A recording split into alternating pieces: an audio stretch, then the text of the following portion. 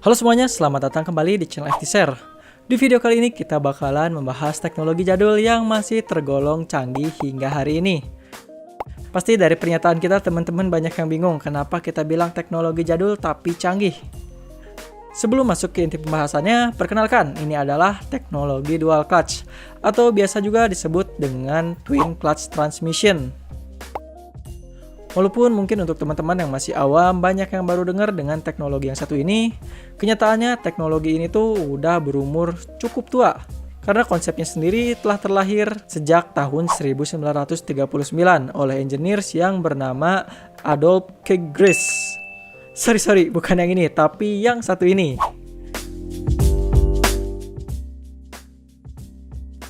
Bener-bener teknologi ini adalah teknologi yang terdengar masih sangat-sangat modern dan canggih hingga hari ini.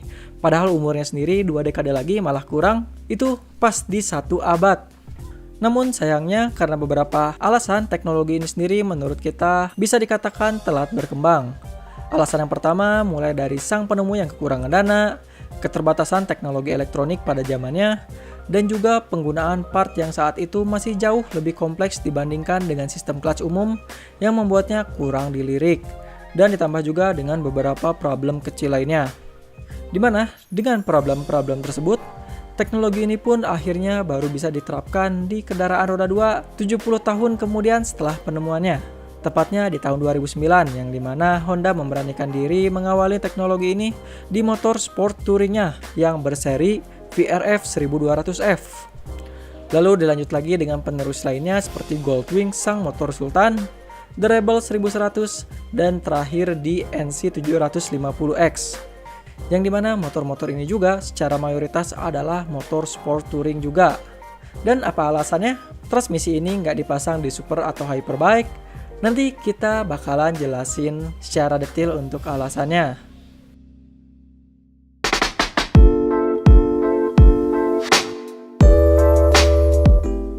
Pada dasarnya, konsep dari sistem kerja transmisi ini sendiri cenderung hampir sama aja dengan sequential transmission biasa.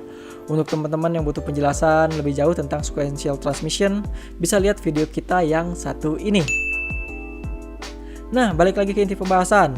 Perbedaan antara transmisi manual dengan dual clutch ini hanya ada di beberapa titik aja, yang menjadi poin-poin utama dari dual clutch transmission tersebut.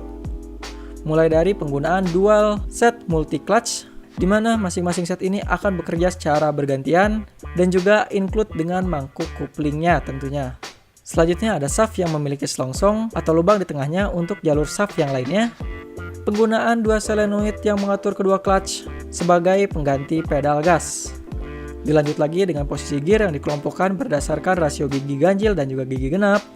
Dan terakhir penggunaan motor listrik untuk mengganti atau mengkontrol rasio transmisi yang biasanya itu dioperasikan menggunakan pedal atau tuas gigi. Tapi tentunya motor listrik ini juga motor listrik yang khusus, yang dikenal dengan sebutan stepper motor. Oke, itu dia untuk part-part utama dari sistem transmisi dual clutch. Sekarang, gimana untuk sistem kerjanya?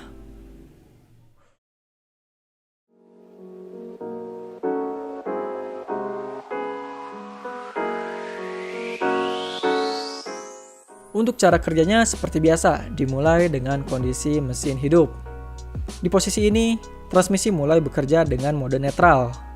Lalu untuk mengoperasikan transmisi ini lebih lanjut, maka rider perlu menekan switch untuk masuk ke mode drive.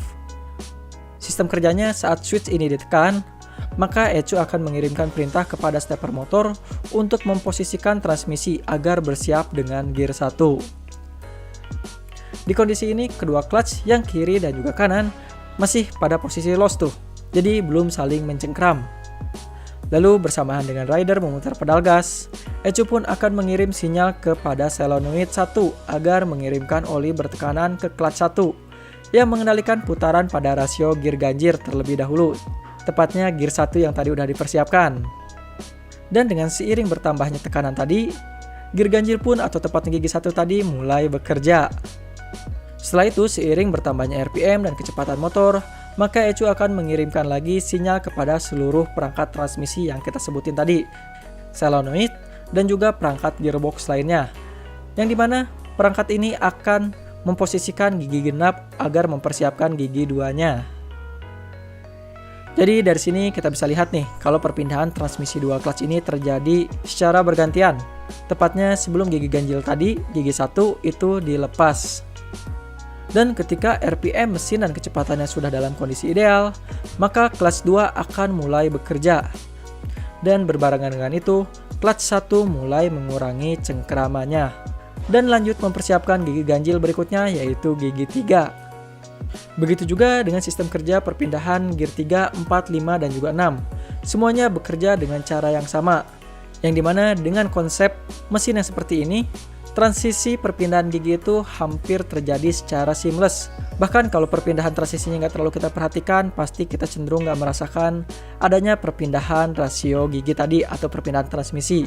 Serasa hampir tanpa jeda jadinya karena penggunaan sistem clutch tersebut.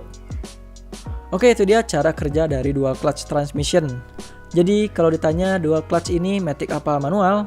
Jawabannya menurut kita transmisi ini masuknya ke transmisi matic, otomatis. Tapi di samping itu juga transmisi ini merupakan turunan langsung dari orang tua yang berstatusnya transmisi manual. Namun walaupun transmisi ini bekerja secara otomatis, transmisi ini juga masih bisa dikendalikan secara triptonic atau bahasa awamnya bisa jadi manual juga. Dengan cara merubah posisi driving mode tadi yang sebelumnya otomatis ke posisi manual. Dan tentunya pada driving mode ini kita bisa mengendalikan transmisi tersebut sesuai dengan kebutuhan kita. Tapi tentunya karena basicnya transmisi ini adalah otomatis seperti yang kita bilang tadi, tentunya kelemahan terbesarnya adalah respon transmisi yang tergolong lambat, terutama pada start dan juga melakukan perpindahan gigi dengan cepat. Kenapa bisa terjadi seperti itu? Alasannya karena banyaknya perhitungan yang harus dilakukan oleh ECU, mulai dari kondisi mesin, kendaraan, gas buang, dan lain-lain berlandaskan data dari sensor yang ada. Yang dimana ECU pasti memerlukan waktu atau jeda untuk mengkalkulasi data-data tersebut sebelum akhirnya memberikan perintah lebih lanjut. Ini juga nih alasan kenapa dual clutch nggak digunakan di MotoGP ataupun motor-motor berorientasi balap lainnya. Karena transmisi otomatis itu punya respon yang lambat seperti yang kita bilang tadi. Dan karena keunggulan dan kelemahannya inilah, membuat transmisi ini paling cocok diaplikasikan di motor sport touring, yang notabene digunakan untuk jarak tempuh yang jauh dan mengutamakan kenyamanan berkendara.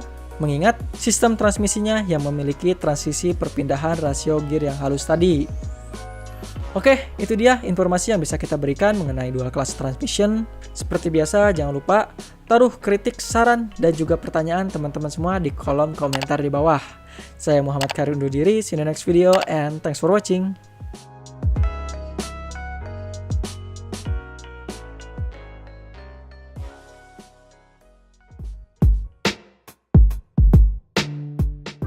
Halo teman-teman semua, di online shop kita punya produk baru nih, boxer atau celana pendek yang harganya murah habis. Cuma sekitar 15 ribuan aja. Dan 1 kilonya bisa muat 12 piece. Belum lagi ada voucher promo cashback dan juga ekstra gratis ongkir. Pokoknya cocok banget untuk teman-teman anak muda apalagi yang mau jadi reseller. Linknya ada di kolom deskripsi di bawah ya.